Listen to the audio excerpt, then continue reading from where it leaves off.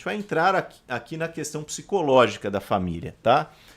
E por que isso é importante? É importante pelo seguinte, pessoal, porque olhavam para a criança como um mini adulto. A criança estava exposta ali a uma série de influências negativas que a gente entende hoje que eram negativas para as crianças. As crianças da época não recebiam o cuidado devido que elas, como crianças, hoje nós entendemos, têm o direito a receber. E infelizmente em muitos países do mundo ainda não recebem, inclusive em muitos lugares do Brasil. A gente ainda não entrega o que uma criança merece em termos de cuidado. Mas se a gente não consegue perceber que cada fase tem suas características e quais são as características, a gente não consegue entender a pessoa. Notam? Por isso que é tão importante isso daqui. Dando continuidade, né? Esse tema é de suma importância. E na Idade Média, a gente pode dizer o seguinte, que eles não tinham uma boa compreensão de muitas coisas, à luz do conhecimento que a gente tem hoje. Mas eles tinham alguma compreensão, ao ponto de, olha que interessante isso, eles tinham uma espécie de uma teoria do desenvolvimento. E no livro que eu citei ontem, né, na História Social da Família e da Criança, a gente encontra essa classificação que o Arriès vai trazer para a gente, chamada de Idades do Homem. Era uma classificação da época, era uma espécie de uma psicologia do desenvolvimento, vamos dizer assim, que existia na Idade Média. E olha como eles dividiam as fases, é até de uma forma parecida, assim, né? Infância, do nascimento aos 7 anos, aquele que nasce e é chamado de enfant, criança, que significa não falante. E não é só porque não falava no começo, é porque não tinha voz, aquela ideia, né, da criança como um ser ali à parte. Depois a pueritia, até os 14 anos. A pessoa ainda é vista como a menina do olho, termo latino que indica meninice na infância. Depois tinha a adolescência, que alguns falavam que ia até os 21 ou aos 28 ou até os 35 anos. Então veja que era um conceito diferente do nosso. Indicava a capacidade de procriação e de crescer fisicamente. Algumas coisas em comum. Aí havia a juventude, até os 45 anos, podendo se estender até os 50. Eu, particularmente, gostei muito dessa classificação, porque, segundo ela, eu ainda sou jovem, né? Então, tu tá rindo aqui da minha cara, afinal de contas, ele não tem nem 30 ainda, então ele acha engraçado, né? Mas a verdade é a seguinte, pessoal, a gente...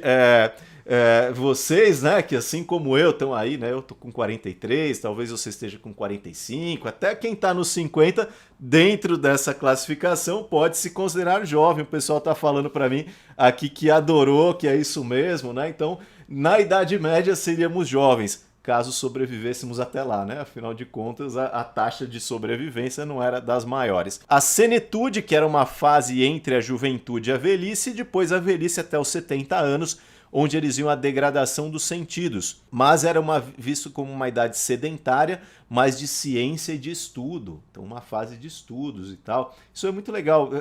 Vejam, a gente está olhando aqui para uma classificação antiga, né, que hoje em dia a gente não leva mais em conta, mas tem muita coisa curiosa, né, como por exemplo isso,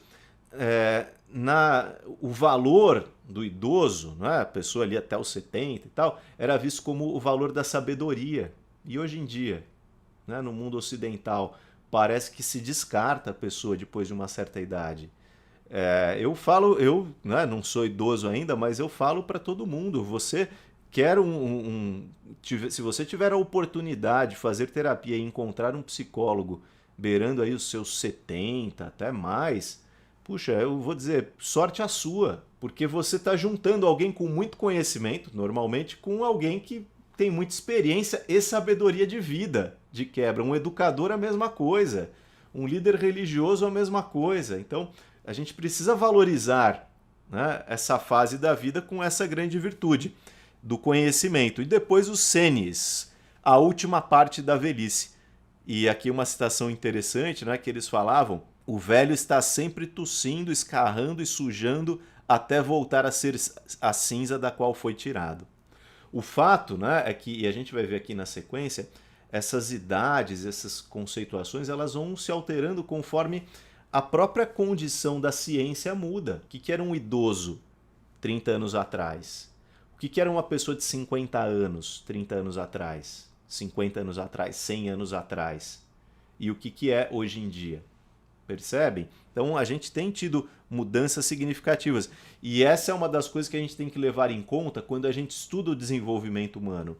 É que a própria definição das fases, as classificações, é algo muito dinâmico. Então, se a gente pega uma classificação que alguém fez lá 50, 100 anos atrás, se apega aquilo ali até hoje, sem um olhar crítico, certamente a gente vai cometer equívocos na hora de compreender o indivíduo. Então, quando a gente fala hoje em dia de ciclo do desenvolvimento, eu dei esse exemplo histórico, né, da Idade Média para que vocês vissem como era, mas quando a gente fala de ciclo do desenvolvimento humano, existem várias teorias, várias formas de se compreender isso, é importante que você saiba.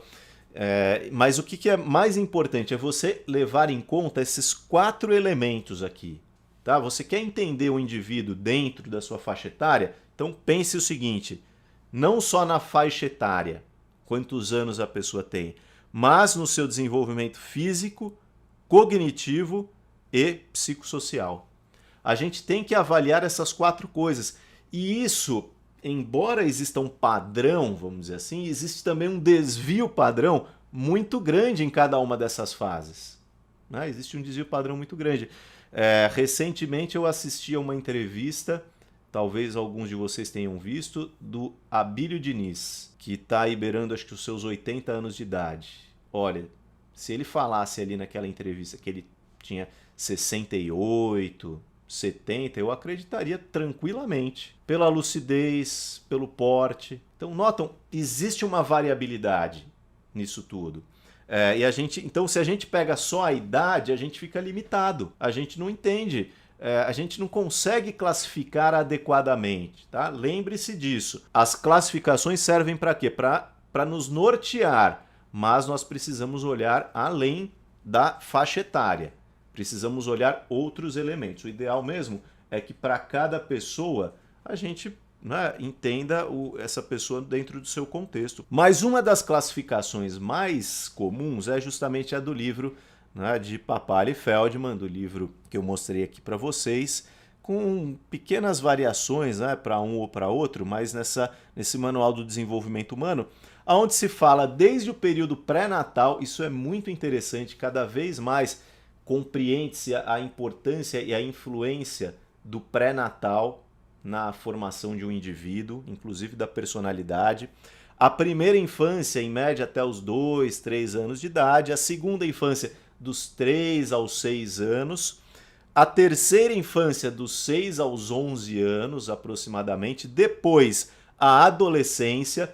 Há quem divida a adolescência em fases também. Pré-adolescência, 11, 12 anos, e depois a adolescência propriamente dita, que dentro desse manual eles falam até os 20 anos, mas muitos autores já falam da adolescência indo até os 25, 28, em alguns casos 30. Existe um fenômeno muito interessante que os americanos têm identificado, que eles chamam de kidults. O que são os kidults? São adultos que se portam como crianças, né? Mistura ali 2 palavras, adultos e kids, adults e kids. Então, junta as 2 coisas, os kidults, cada vez mais comum a gente enxergar aí pessoas por volta dos seus 30 e poucos anos e que estão ainda numa vida meio que adolescente, com pouca autonomia e por aí vai.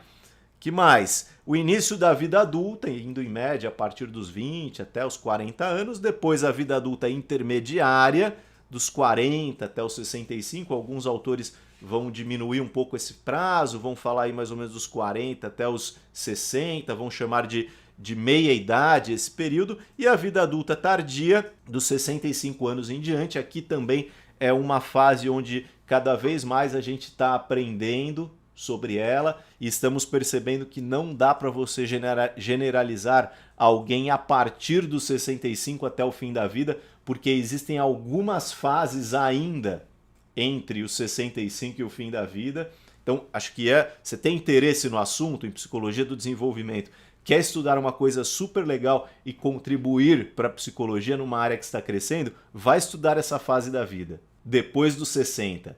E você vai ver que a coisa é muito diferente do que às vezes os manuais propõem. A gente está descobrindo cada vez mais. Se você ainda não é inscrito no meu canal, você provavelmente descobriu que esse é um canal que já tem vários vídeos. Faça a sua inscrição para receber sempre conteúdos novos. Deixe o seu like nos vídeos porque isso nos ajuda a falar mais e a divulgar a logoterapia.